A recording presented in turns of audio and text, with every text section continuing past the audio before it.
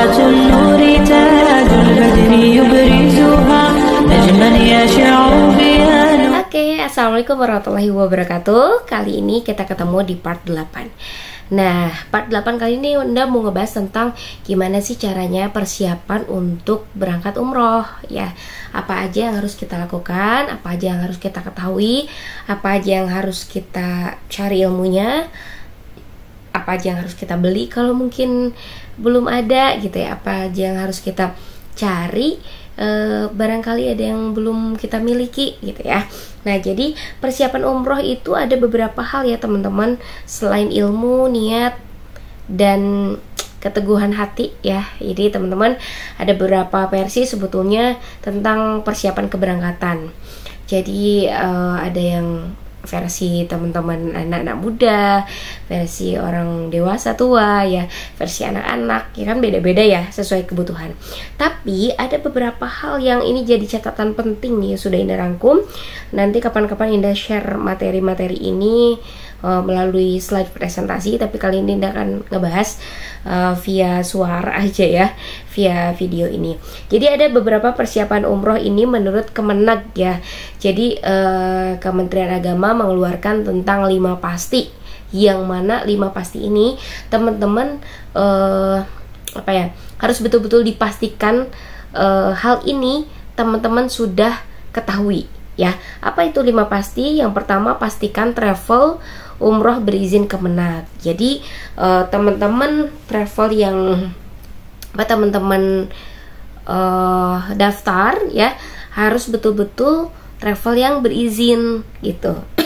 Kenapa harus yang berizin? Karena ya syarat, bahasanya gini, kalau syarat sah rukun umroh yang harus dilakukan itu kan pertama ihram, kemudian tawaf, sa'i, tahallul, dan tertib kayak gitu ya. Jadi itu wajib banget urutannya. Nah, tapi kalau seandainya dari segi keberangkatan, pendaftaran gitu ya, teman-teman harus betul-betul dipastikan travelnya itu yang betul-betul berizin.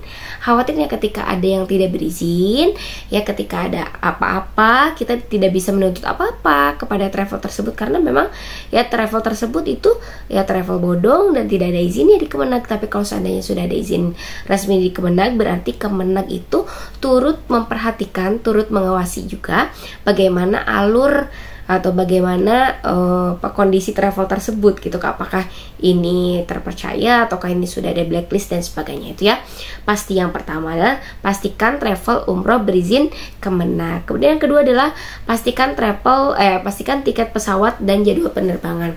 Kapan nih teman-teman misalkan berangkat tanggal 23 Agustus, maka harus dipastikan ke travelnya apakah tanggal 23 Agustus itu ya sudah ada tiketnya nanti ya, kemudian hotelnya juga sudah pasti, ataukah misalkan seperti apa. Kalau misalkan di H-1 keberangkatan itu ternyata teman-teman belum dapat tiketnya, belum dapat kepastian hotelnya, ini perlu banget dipertanyakan, dan kalau bisa terus ditanyakan lagi ke travelnya, kenapa tiketnya belum ada, kenapa hotelnya belum ada. Perlu diwaspadai sebetulnya ya. Kenapa sih kok itu bisa terjadi? Apakah bagus manajemen yang demikian di salah satu travel gitu ya, yang mana biasanya mungkin ya paling terlambat itu H-3 atau H-7 hari sebelum teman-teman keberangkatan tiket sudah ada.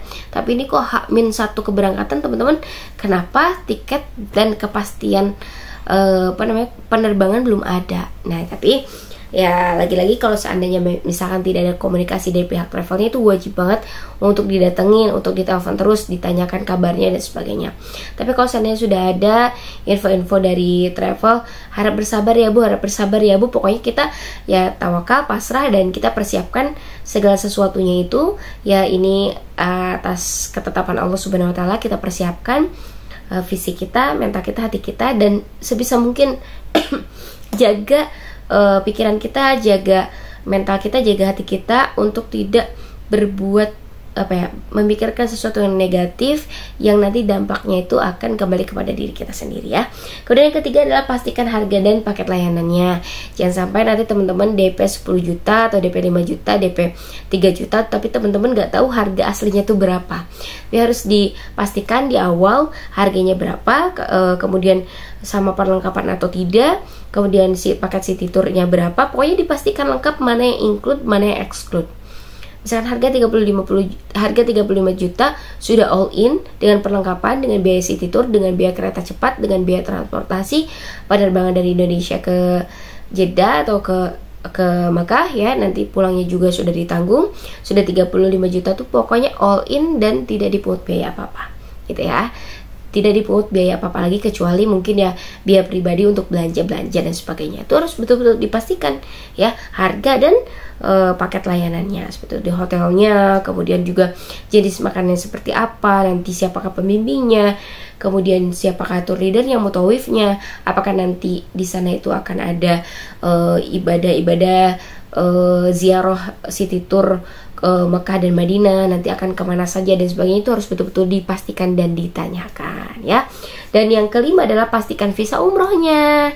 Nah, visa ini sebetulnya biasanya sudah diurus oleh travel. Jadi biaya yang tadi 35 juta itu atau 25 juta, 23 juta dan sebagainya itu biasanya sudah termasuk atau sudah include dengan biaya visa gitu ya. Kalau paspor biasanya ya ngurus sendiri, tapi kalau visa itu sudah dipastikan biasanya sudah diurus oleh travel karena biasanya satu grup gitu ya. Satu grup keberangkatan, visanya juga sudah diatur oleh travel itu sendiri. Nah, lalu apa aja sih sebetulnya yang harus dipersiapkan sebelum umroh?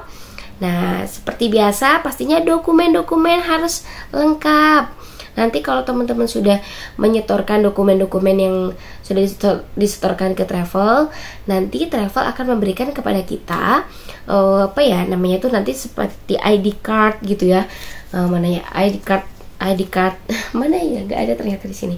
Jadi ID card nanti misalkan di sini ada nama travelnya gitu kan. Kemudian di sini juga ada contoh misalkan ada ID card kita, kemudian di sininya ada nama hotel dan sebagainya, nanti kita akan sharing. Kemudian juga nanti akan dikasih buku-buku doa, kemudian juga akan dikasih apa-apa dan sebagainya. Nah, biasanya ID card itu yang diberikan sebagai bentuk nanti kayak KTP kita di sana gitu ya.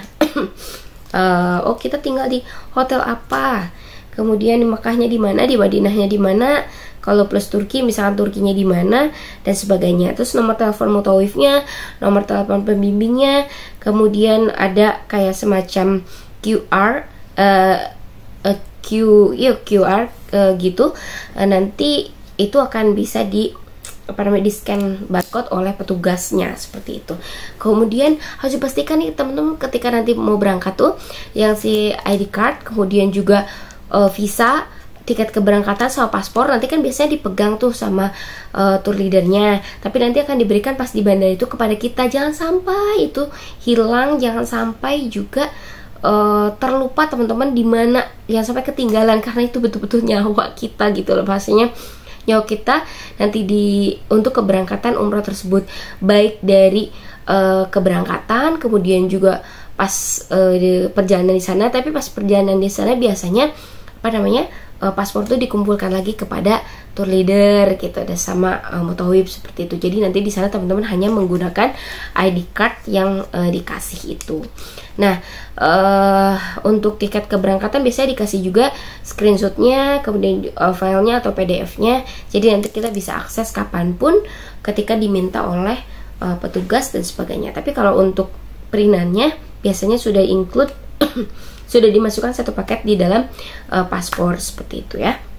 Kemudian visa, tiket, kemudian ID card dan paspor itu dokumen wajib yang ketika teman-teman mau berangkat. Sama kalau mau masuk ke Raudhah biasanya ada tasreh gitu ya.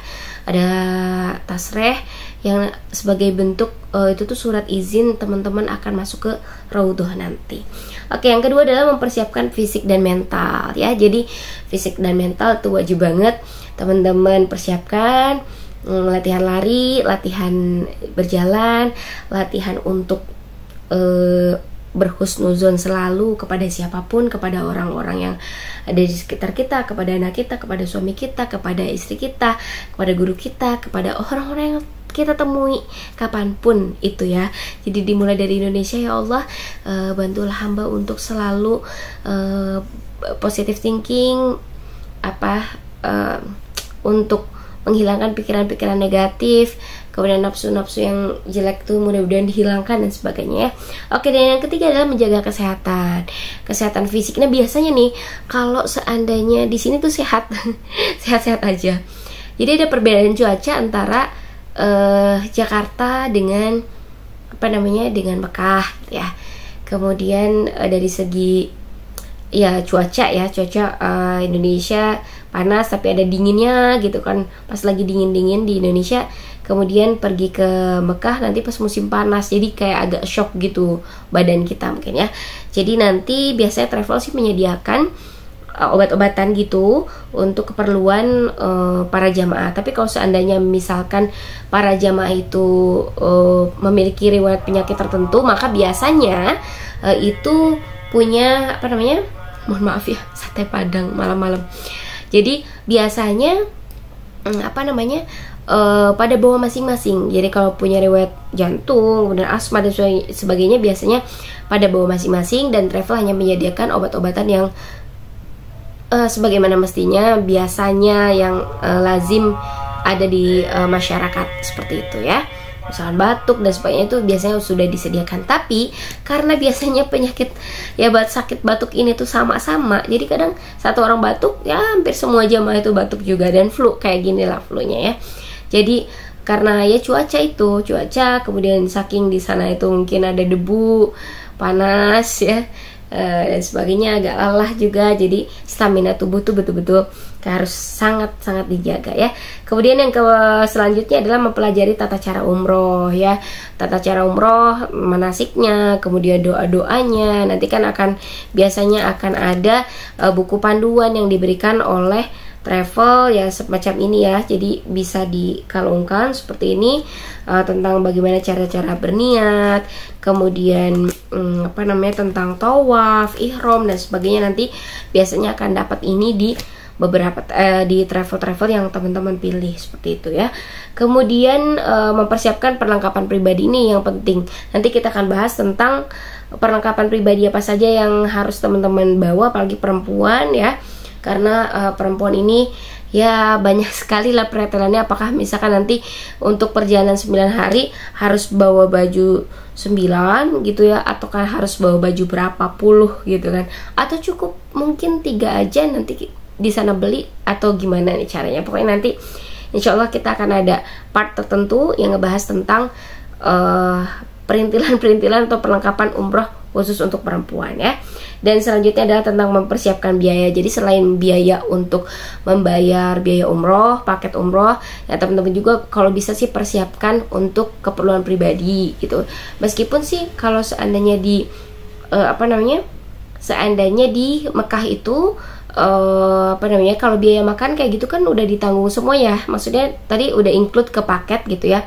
Makan pagi, siang, malam, kemudian buah-buahan juga udah banyak banget di hotel tuh. Tapi ada keperluan yang memang mungkin kalau nanti teman-teman itu pengen jajan gitu kan, pengen beli oleh-oleh, ada sesuatu yang unik, yaitu dipersiapkan. Kalau seandainya sakit gimana? Nah, insya Allah nanti kita akan bahas juga khusus di video. Satu video kita ngebahas tentang sakit dan sebagainya ketika di Masjidil Haram atau ketika di Mekah Madinah. Jadi biasanya di sana perawatan itu seluruhnya gratis ya, mau ke klinik dan sebagainya. Biasanya jamaah-jamaah kami semua itu gratis. Bahkan ada yang cuci darah pun dia memang gratis di sana ya. Itu saja mungkin yang bisa Indah sampaikan untuk persiapan keberangkatan umroh. Jadi dipastikan yang tadi pasti yang dari Kemenak ya. 5 pasti umroh apa saja tadi kita akan bahas ya. Pastikan travel umroh itu berizin Kemenak, kemudian pastikan tiket pesawat dan jadwal penerbangan ya. Dan yang ketiga pastikan harga dan paket layanannya. Keempat pastikan akomodasi selama berada di tanah suci, kemudian juga pastikan visa umrohnya. Dan ada satu hal lagi yang mungkin jangan sampai teman-teman juga lupa. Nanti kan di sana itu teman-teman bawa handphone nih untuk komunikasi. Ini jangan sampai terlewat komunikasi untuk membeli paket kuota, atau teman-teman menggunakan apa namanya tuh wifi yang memang bisa dipakai kemana saja gitu wifi-nya. Sekarang banyak, nanti teman-teman bisa searching provider apa yang bisa teman-teman pakai. Kemudian apa ya sebisa mungkin jangan sampai nanti putus komunikasi ketika di Mekah atau di Madinah atau di perjalanan seperti itu ya. Oke, see you next time, ketemu di video berikutnya. Assalamualaikum.